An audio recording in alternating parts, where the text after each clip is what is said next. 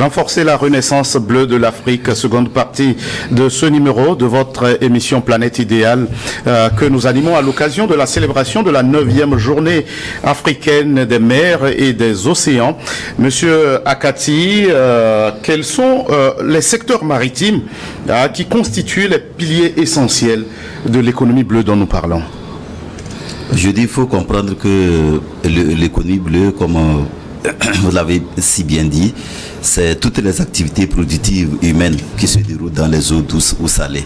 Et donc ça a un lien direct avec les océans et les mers dont on parle ici. Et ainsi, vous allez comprendre qu'il y a 4 axes qui composent cette économie bleue. Donc le premier axe est la sécurité maritime dont je suis en train de vous parler le plus haut. Et après, vous allez prendre l'énergie et l'environnement marin. Donc il y a aussi la pêche et la pêche illicite. On n'en a pas parlé aussi de la pêche illicite où les navires, les chalutiers arrivent dans nos eaux pour faire du massacre ou la piraterie maritime en lien avec la sécurité maritime. Donc le dernier axe, c'est tout ce qui est comme le commerce, l'écotourisme, les ressources marines, c'est-à-dire que le pétrole dans la mer, il peut y avoir le pétrole, donc le gaz, le métier de la mer. Donc voilà, le docteur, c'est un conducteur de bateau. Donc comment aller à la mer, c'est un écosystème autre que la terre. Donc il faut renforcer les capacités des acteurs du métier en lien avec le métier de l'âme. Donc le 4e axe renferme tout ce que j'ai cité en parlant du commerce, le transport maritime. Aujourd'hui, le Togo est un géant dans le transport maritime et il me semble qu'il faut que le Togo continue dans ce sens-là. Voilà les 4 axes qui renferment cette économie bleue. Monsieur Akati a parlé de la pêche illicite aussi. Oui, bon, en fait, c'est la pêche illicite contribue à cette surpêche-là parce que, vous savez, moi je me rappelle que au Togo, quand on est petit, il y a des périodes où on fait la chasse.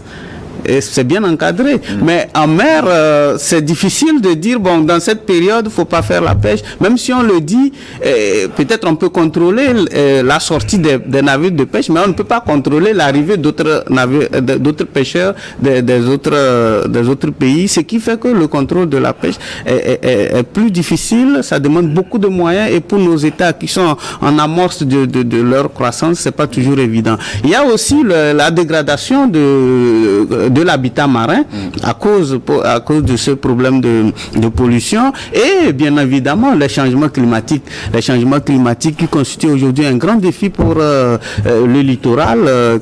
À Lomé, nous on l'expérimente avec ce qui se passe au niveau de nos côtes, certains villages qui ont dû être déplacés, certaines populations et tout ce qu'on constate avec ce que l'érosion côtière. Et bon, oui, il y a des efforts qui sont faits dans le cadre de certains projets comme Waka et autres pour limiter. Mais est-il que ça constitue véritablement les grands défis auxquels l'économie bleue aujourd'hui fait face? Donc, pour me résumer, c'est la pollution, la dégradation de l'habitat marin, le changement climatique.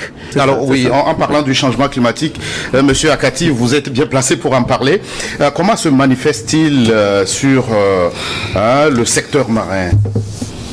Oui, et évidemment, parce que quand vous prenez les changements climatiques et l'impact de ces changements climatiques sur les mers et les océans, c'est énorme. Parce que les océans et les mers absorbent plus de 30% du gaz carbonique, du CO2. Mais vous voyez que c'est énorme. Donc, c'est plus que les océans qui nous aident à absorber le CO2 et les autres gaz. Mais alors, ces océans-là sont aujourd'hui bombés compte tenu de la pollution en mer dont le docteur fait allusion.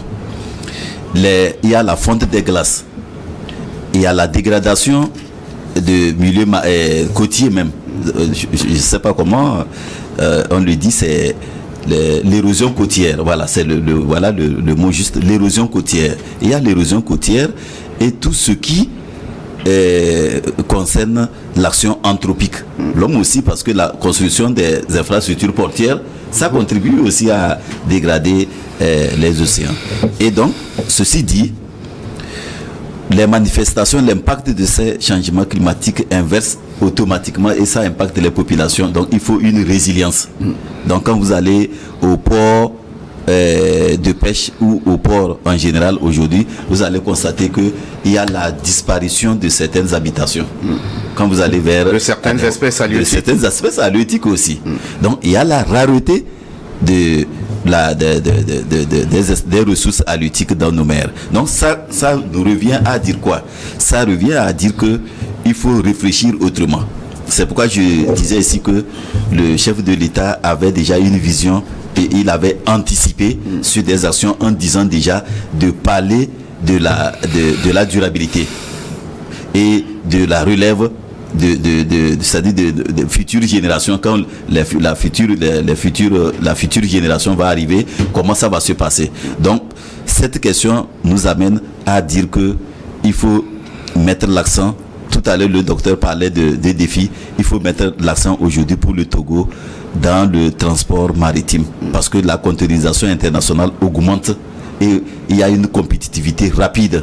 Donc il faut mettre l'accent là-bas. Il faut mettre aussi l'accent dans la lutte contre les changements climatiques, mais au niveau marin. Parce que les gens pensent que c'est restaurer les forêts seulement qui est problématique. Non, mais restaurer aussi les océans.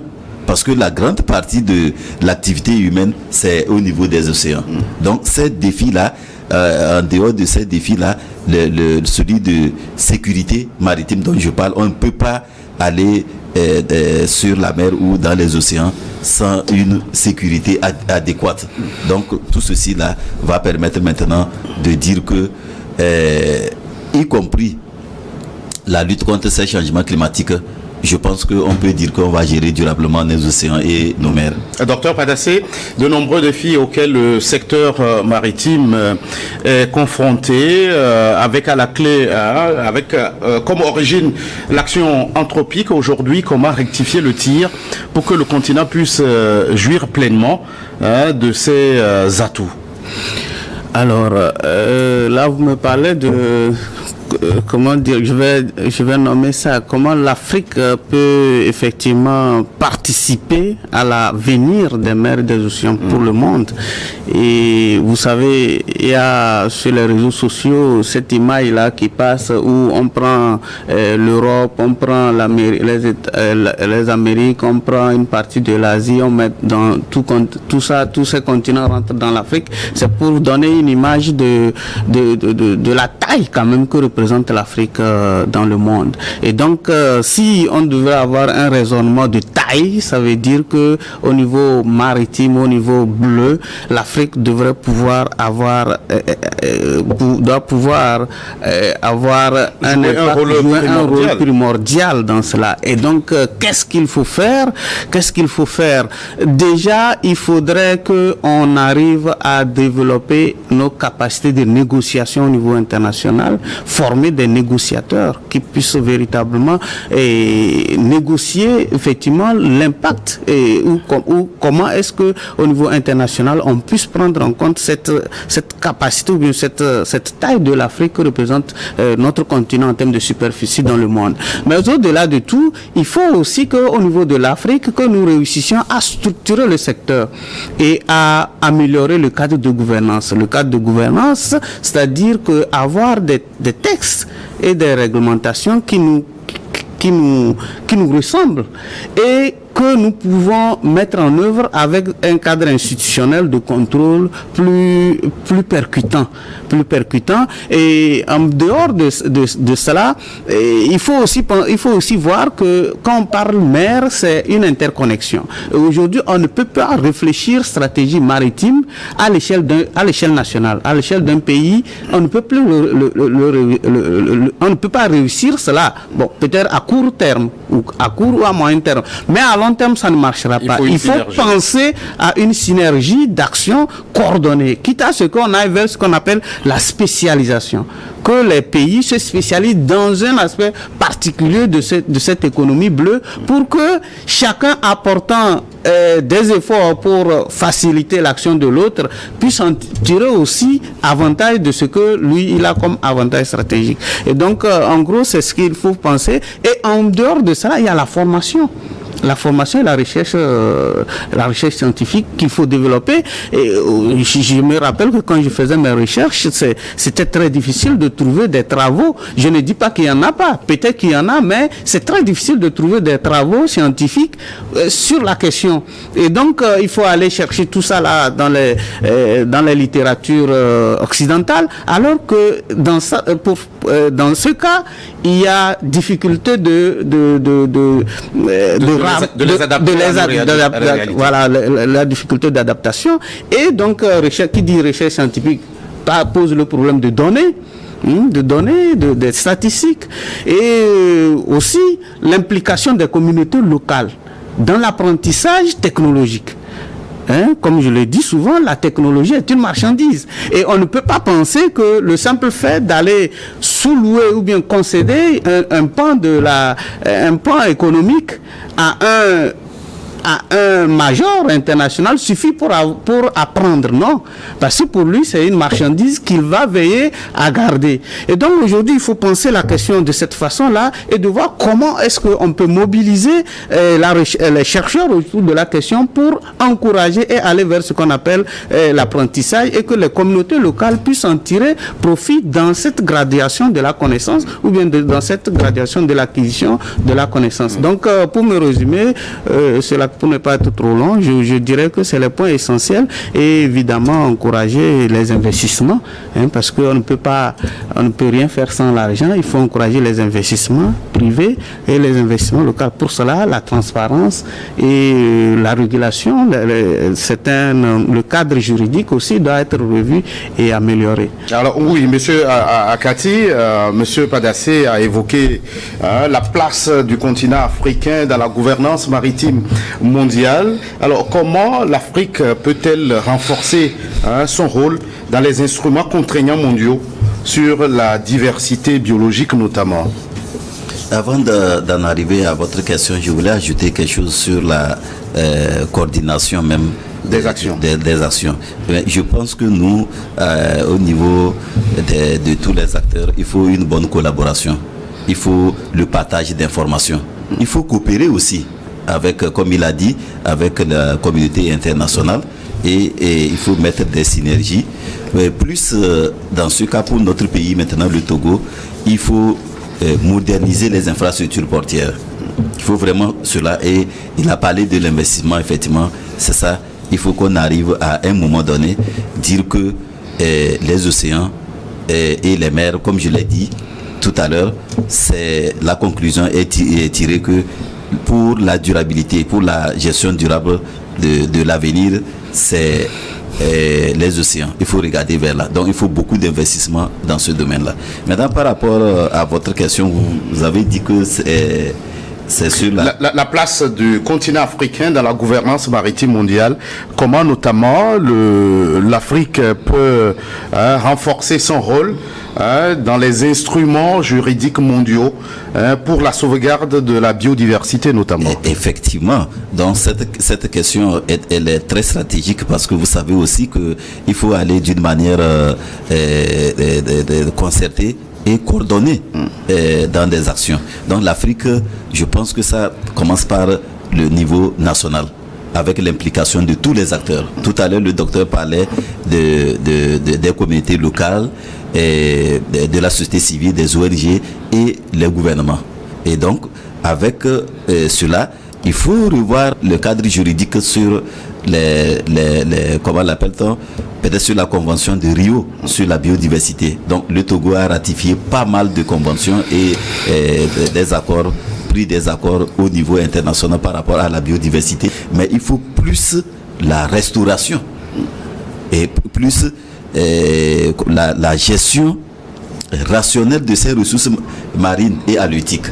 Mais en le faisant, on ne va pas le faire d'une manière individuelle. Il faut aller d'une manière collective.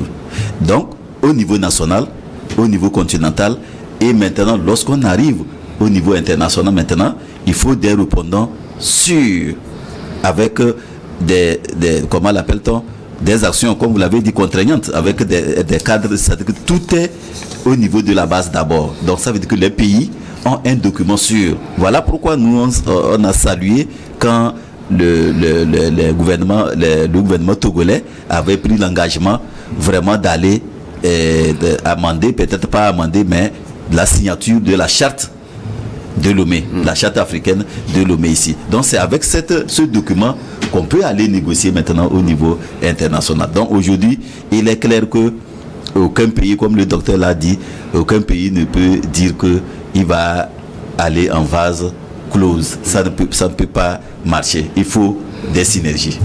Monsieur Padassé, la communauté internationale a rendez-vous en 2030 pour l'atteinte des objectifs de développement durable. Alors, l'économie bleue est un canal pour relever le défi? Oui, tout à fait, Monsieur Gaëtan. L'économie bleue peut participer à atteindre au moins 5 objectifs des développement durable. Oui. Et je vais permettre que je puisse être un peu didactiel. Oui. Vous voyez, quand vous prenez l'objectif 1, du développement durable 1 qui dit pas de pauvres, c'est ça, pas de pauvreté zéro. Et donc qu'est-ce que l'économie bleue peut faire? Elle peut nous aider à créer des emplois, et surtout des emplois durables. Lorsque nous prenons par exemple l'objectif de développement numéro 2 qui parle de fin zéro, donc il faut ça, au niveau de l'économie bleue, ça nous pousse à faire à investir davantage dans la pêche et dans la pêche durable, à protéger les écosystèmes marins pour que la pêche, la flore, ou plutôt la faune sous-marine soit davantage plus nourrie.